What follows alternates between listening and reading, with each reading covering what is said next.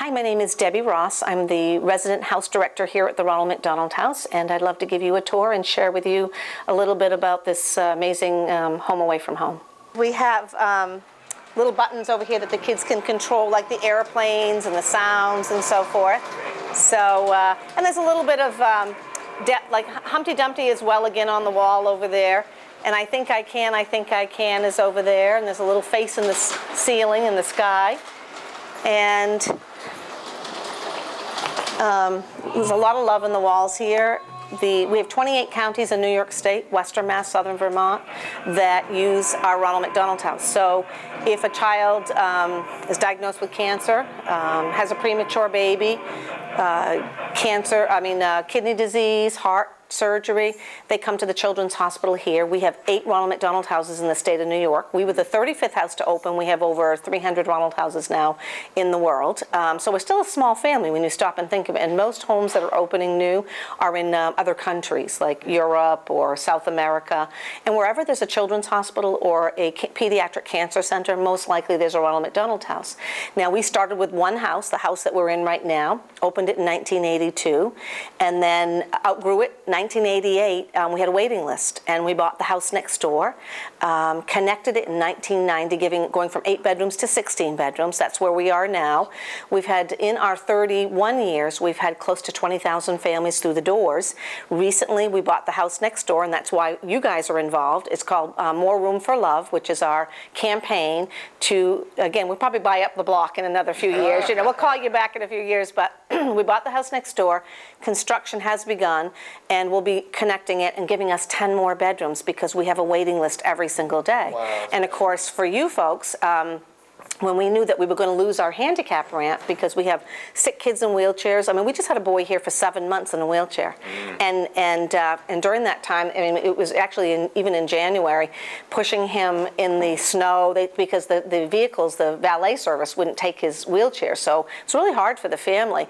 But that handicap ramp was used every single day. So you get children that stay here on an outpatient basis. You have moms that have just had C-section, that the stairs are just too much for them. So when we called you and you came to the rescue and put up the handicap ramp out front. How'd you find our name? Do you know, I don't remember. I don't remember if somebody just mentioned you. I just have, you know, little things that just come to mind, and I just reached out, and it was just a phone call, and just amazing how, you know, you all responded with, you know, we're going to take care of Ronald McDonald House families of sick children and make sure that they can enter and come out of the house as they need to go for treatment and so forth. So it was just amazing, the gift that you've given us. So, and it's just an important part of our house. It's not just because places have to have handicap accessibility. It's because we use it on a regular basis. So, so that's kind of our Ronald House. The families don't pay to stay here. We can walk in here, and I can show you the living room here. Everything you see has been donated. When we need something, like our refrigerator is sort of on the blink right now. We've had a repairman twice this week. We're like, okay, I think it's time. It's really old. It's a commercial, but we're going to have to get something else. But we just make phone calls because people don't pay to stay here, and so we have to raise the money or beg for things, ask for donations. One of my little girls with cancer that was staying here recently she said to me, I was in this room right here, and she said, that her parents were trying to potty train her, and she had an accident on both of our couches. Well, we had to throw them out because we just can't keep things here. So I called one of the local stores, and they said, come on, take something off the floor, and that's how we have the 2 leather couches right now. Very nice. But the key to the Ronald House is not the beautiful building, even though that helps aesthetically and inspires them and so forth. We have a player piano that you put CDs in, and it usually plays either Disney music or, you know, it can be classical music depending on what people want to play. It also, kids can write music with it. But it's really the support system. It's the camaraderie of being in a home. Nobody wants to be here, sort of like Noah's Ark, all thrown together from different walks of life, but looking for the rainbow. That's basically what the Ronald House is, but the support system of just chatting with other families, saying, like a family the other day said, your child has cancer, mine does too, what kind of cancer is it? And now they go to the hospital, they leave early in the morning, and then they come back. One of our teens is going to be discharged about 9 o'clock tonight from having treatment. So it's a beautiful family, and these friendships are forever. They're long-term friendships that they form, and the bonds, and it's because they were in a crisis together. How long typically is a family? If you looked at our statistics as far as the length of stay, it would be 8 to 16 days. But, it's short term. But I have 5 families that just left that were here for over a year. So if you have a child with infant leukemia, you're going to be here for a year because every day they have chemo. It's not like an older child that has chemo where every 20 days you go in for a week of chemo. This is So little would you say bits. the majority of your children are here with cancer-related No, issues? actually, if our statistics would show that there's more 1-pound babies, premature babies is very high. But then we have the rest is just an eclectic group of different illnesses. Like we have a family staying here right now. They have a little baby, and there's only 1 in 10 million children that have this illness. So it's treated with chemotherapy, but they're from Saugerties, Ulster County. They just moved into the house about 2 months ago. They'll be here for at least a year. Every day he's got to be over into the clinic, and it's treated with chemotherapy. Even though it's not cancer, it's a post-treatment for a type of cancer. So, so anyways, but it's a beautiful place. But come on through, and we'll go ahead down here and show you the kitchen.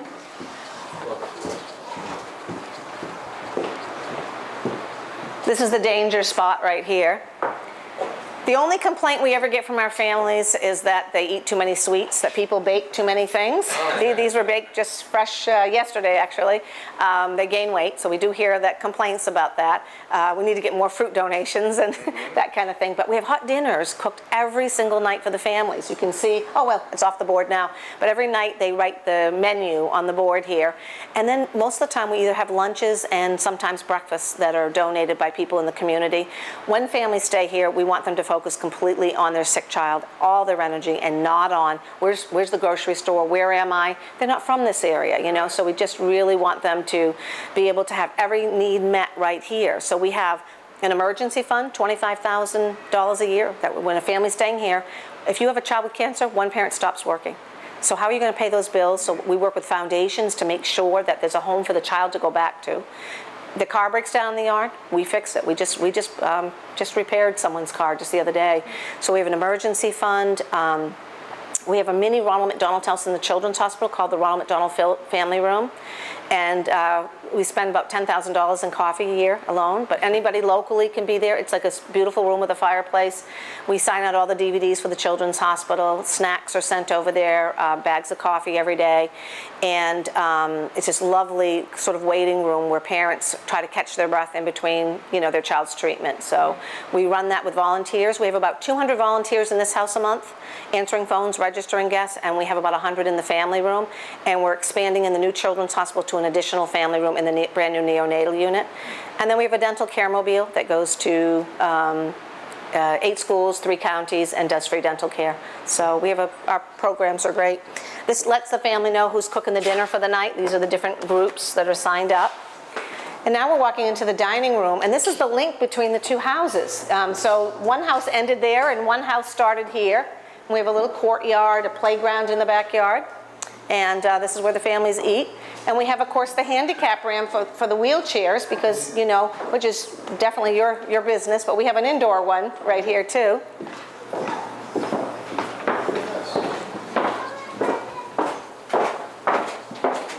We have a little small kitchen in here.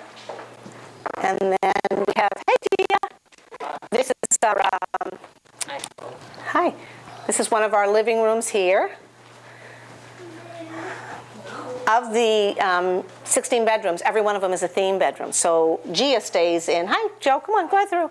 Gia stays, the little girl here. There's 5 in their family, and they stay in our Adirondack room and our Western room because they're such a big family. So you can see we have a linen service. One of our volunteers is putting the linen away. They donate every single week. Cold milk is donated, and we just have lots and lots of donations. Second floor of this house, bedrooms and bathrooms. Second floor of the other house, bedrooms and bathrooms. Third floor of this house is a super siblings room.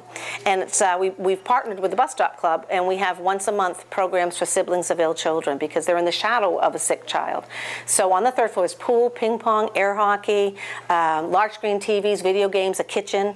And when it's not being used for that purpose, we have let families go up there and just have family time. You know, when you live here for a year, going to your bedroom and coming out here, sometimes you want private time. So they get to go upstairs. And then we'll come, we just went in a little circle here and make sure sure you catch that big horse over there. Adults can ride that too, by the way, just so you know. I know you men might want to play with the train room, but you know. This is where we register our guests. This is the reception area here, and this is when families first come in. Like you can see, our 16 bedrooms are all filled right here. There's actually a family that left and one that's coming in, and I can show you a bedroom upstairs if you'd like. Come on, this one.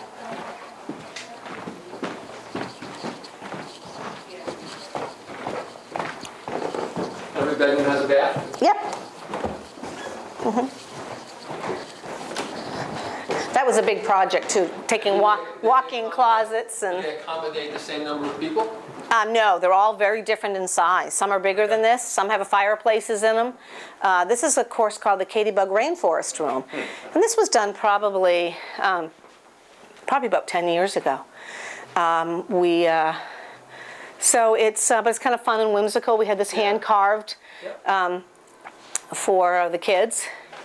So we have a baseball. We have Angels in the Outfield room, which has baseball memorabilia everywhere. I'm a Red Sox fan, so there's not too much Red Sox in. There's a lot of Yankees, and we don't want to depress the families, you know. But so we have a sanctuary that has canopy bed, fireplace, and it has British wallpaper with birds on it. So, you know, so it's got two meanings. The sanctuary is, that's your sanctuary during a critical time of having a child that's ill, and then the birds because of the birds on the wallpaper. But you can see there's a bathroom in there too. Very nice. Yeah, so kind of give you an idea Very nice. of a room. And I don't have any, everybody else is, and you can see the names, like there's the Angels in the Outfield, there's the Sanctuary, there's Safe Harbor. This has sailboats on the wallpaper and has picket fence, headboard, footboard, and portholes over the beds. So, and my house is on the 3rd floor upstairs. Come on down and I'll show you the basement kids area if you'd like to see that. You know, not sure if you. Seems like you've done this tour before. You know what? A few times, but you know, different all the time. I'm trying to stay away from personal stories, which is really what I usually do when I have some things that are, or the families that are staying here right now. But because just to keep it more like a tour. This is actually, whenever we need things, we put things on a wish list. So, you know, when people will say to me, like, do you have a wish list? And I always say, like, do you want the expensive one, the cheap one, or the middle one? And on our big one right now is to renovate this all, lighten it up. You know, instead of the naughty pine, we'll probably put up, you know, like white walls more and change the lighting so it's brighter. I mean, we back in 1983, I had a dad that was staying here who was out of work, and I paid him to dig down. And it was just a dirt, I mean, it was like cement.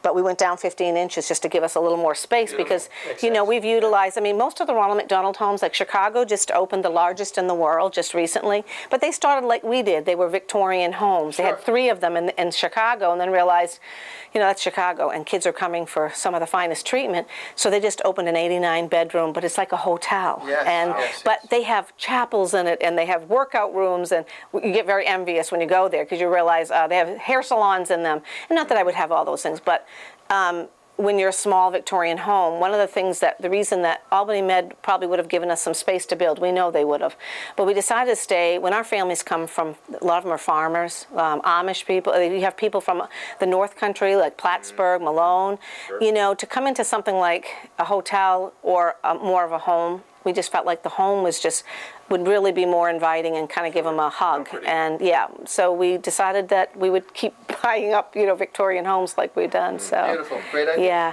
and then over here, right behind you, we have just a little arcade room.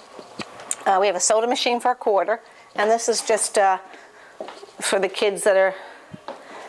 And you know, we have kids in wheelchairs that their parents carry them down here. The good news is that most kids can be carried, you know, down. Some of the younger kids. And we have a laundry room over there, and there's always detergent, you know, sitting out. So basically everything that they need is right here. We have toiletries that we put into baskets, like shampoo and soap, everything. So really there isn't anything that they need. So do you guys have any questions at all about the house? No? This is wonderful. Isn't it wonderful? Yeah. And for nothing. Yes. You know what I mean? There's just really, we could have government money, but we don't accept government money. My house, most of them do in the state. It's just a prerogative that I have, that if you believe in something and you know where the money's going, then you should give from your heart. And that's how you, and you know what, for 31 years we've been able to sustain. We don't have a lot of money in the bank. You know, everything just goes to, it took us a long time to renovate the outside of these homes recently and put a new slate roof and other things to historically keep it intact. It takes years for us to save up for things like that, just like the house next door. We've been a year with fundraising and donations, and we had a big event last fall, and we want the money in hand before we do a project. Each Ronald McDonald House, no matter where it's located, operates independently. We have a global that we do go to. We just had a conference recently in Chicago. I didn't go, but the rest of the staff went. Been there, done that, but we had a lot going on here. And so they all went out to that, but it's learning sessions for us to learn from one another, to share. And we do have a lot of, you know, this is a different period of time than when I started grassroots here. You know, you've got liability issues and other things, so global is very important. And for licensing, there's certain things that we have to adhere to that we sign, you know, on the dotted line. But other than that, we are run very independently with a lot of things, you know. So we have an amazing board of directors, and it changes over the years. But we have some of our founding members that continue to roll on and off boards or be on an associate board for us, and to have the continuity and the history of. It hasn't been easy to get to where we are right now. We're, you know. A big milestone between the family room at the hospital, the dental care mobile. We started as just a house, and now we're a charity, and we umbrella other services that affect children and illnesses. So we have a grant program where we actually give out money to children's charities that, you know, affect a lot of the health issues, and like the Children's Hospital, we support several programs in the oncology program and pediatrics that help the families and their sick kids. So, wow. Yeah. Not enough hours in the day for the things that we're, you know, we really listen to the hearts of our families and try to make sure that I write a lot of grants a week to get money so that the families, if their car breaks down, so that the car's running, or they have a car, we just got a car donated for a family, you know, to make sure, again, that the children have a home to go back to, because when one income stops, you know, you forget that, you know, you have the 2 cars and you have your house and you have these bills, but it takes 2 incomes for the middle class, and then one person drops off, and what do you do now? Where do we go from there? What's the criteria for someone coming here? As long as they have a critically ill child. It used to be 50 miles away or more that you had to live, but Global just changed it and said that if they lived a half an hour away and they have no transportation. So we wait and try to hear from the hospital, the nurses, the doctors. They'll say to us sometimes, there's a family from Clifton Park, but they don't have transportation. They have a child with cancer, or the mother is breastfeeding a baby. Can you make an exception? So whenever they ask, we really trust them, and we do it. But really just having a critically ill child or seriously ill child, and they live a distance, you know. If you live in Albany, you wouldn't need to stay here. But so that's what this is, mostly more like temporary housing. It's supposed to be temporary housing while the treatment's going on. I see. If you come in for open heart surgery and you're going to be here for 3 weeks, you stay here, so you can be close to your child 24 hours a day, shuttle service. What's the definition of a child? Up to, it's changed. Pediatrics used to be up to age 18, and now pediatrics at the Children's Hospital is 21, and throughout the country it's pretty much 21, which I really like, because I thought when my kids were growing up, which they grew up in this house, you know, when they were in college, their need for me was no different. They're still coming home summers, and they're still under your wing, really. So age 21 is what we, you know, take them. We have a family staying here. Well, we have 2 families right now whose kids were in accidents, and they were paralyzed from the neck down. Feeling is beginning with 2 of the kids. We have another family. The child had a brain tumor removed at another hospital. Then a cyst grew, and they were rushed here. She doesn't speak or talk or move, and they've been staying here for 3 months. She was at Albany Med, and she's 18, I believe, Albany Med, and then was at Sunnyview, and now is at St. Margaret's right here in Albany. So when they were at Sunnyview, they were sleeping in their car until they found out that they could still stay here at the Ronald House and drive a half an hour every day. But we've got some pretty tough situations here, and like I said, it's really the friendships, them all getting together at night after a long day with their child at the hospital and sharing and comforting one another. These are pretty. One day your child's one way, and the next not that same child, and who will they be? And it's quite devastating. I'm a social worker, that's what I went to school for, but I really feel what the parents do, you know, with one another and encouraging is really, really powerful. So, yep. Beautiful, looks beautiful. Yeah. Yeah. I mean, it's two old homes, and we did the best with them. Every little inch and there's no closet space because all the walk-in closets and the bathrooms, I mean, they're all bathrooms now, but even in like the closets that were in the bedrooms, we had to convert to bathrooms. But the importance of having, when you go someplace, I don't want to share a bathroom with somebody, yeah, you need that private place. So it's pretty special. I wish I could show you some of the other bedrooms. The themes are fabulous. We have a carousel room with a big carousel horse on a big pole, and the Adirondack rooms are filled with antiques, just wonderful rooms and now we're thinking of themes for our new house next door. So I want to thank you folks for what you did, providing the handicap ramp for our children. So on behalf of them and our parents, thank you very much I made a phone call and you heeded the call with your hearts, and we appreciate it very much.